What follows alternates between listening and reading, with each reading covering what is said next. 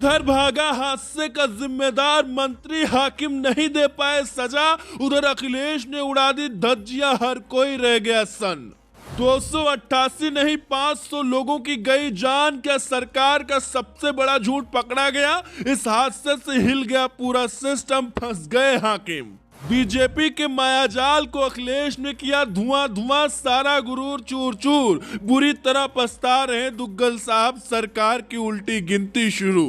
ओडिशा में हुए रेल हादसे के बाद अब तक का सबसे बड़ा खुलासा हो गया है। पूरे रेलवे के सिस्टम का ऐसा मजाक बनाया गया जिसके बारे में सुनने के बाद आपका पारा 7वें आसमान पर पहुंच जाएगा। आप कसम खा लेंगे कि अब आगे से ट्रेन में यात्रा नहीं करेंगे। 300 लोगों की जान जाना कोई छोटी बात नहीं है। किसी हादसे में 1-2 लोगों की जान चली जाए तो बात समझ आती है, लेकिन करीब 300 लोगों का परिवार उजड़ गया। इस हादसे के बाद सरकार ने क्या किया ये सभी ने देखा।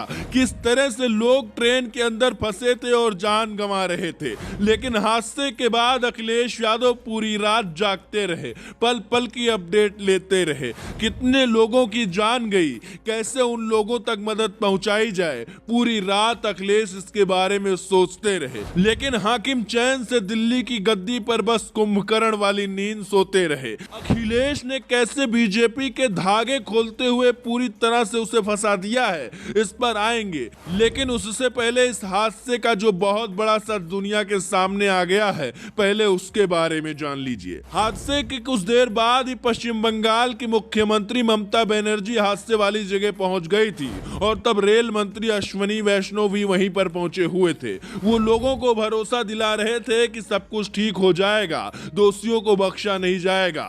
लेकिन तभी ममता बनर्जी का गुस्सा भड़क गया। ममता बनर्जी को गोल गोल घुमाने की कोशिश की जा रही थी, लेकिन ममता ने सरकार की पोल खोल कर रख दी। ममता ने साफ शब्दों में कह दिया कि 288 लोगों की जान जाने का दावा हवाई है और इस भीषण हादसे में कम से कम 500 लोगों की जान गई है। जैसे ही ममता बनर्जी ने यह बात कही, उनके बगल में खड़े रेल मंत्री का सिर झुक गया।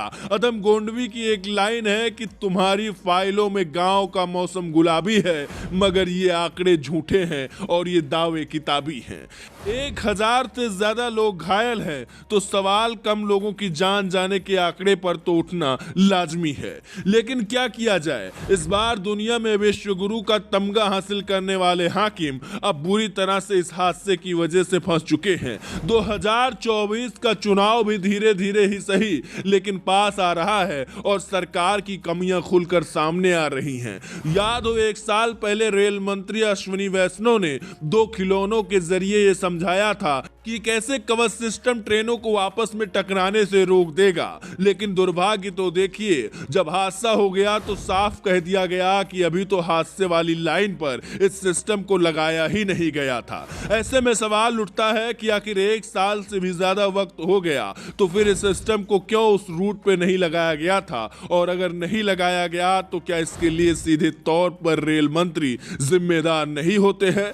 विपक्ष लगातार रेल मंत्री के इस्तीफे की मांग कर रहा है, लेकिन हाकिम तो बस अपने मंत्री को बचाने में लगे हुए हैं। इसीलिए अखिलेश यादव ने इस बार बीजेपी की पोल खोल कर रख दी और ट्वीट कर जोरदार हमला बोला। अखिलेश ने लिखा, झूठी सरकार की झूठी तकनीकी ने कितने लोगों की जान ले ली है। इसके लिए मंत्री से लेकर कंपनी तक सब जिम्मेदार हैं। इस महा घोटाले और भ्रष्टाचार की एक आपराधिक मामले की तरह जांच करके दंडात्मक कार्रवाई हो।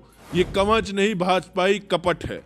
ट्रेन हादसे के लिए आप सीधे तौर पर किसे जिम्मेदार मानते हैं? कमेंट में अपनी राय जरूर बताएं। ब्यूरो रिपोर्ट, हक न्यूज।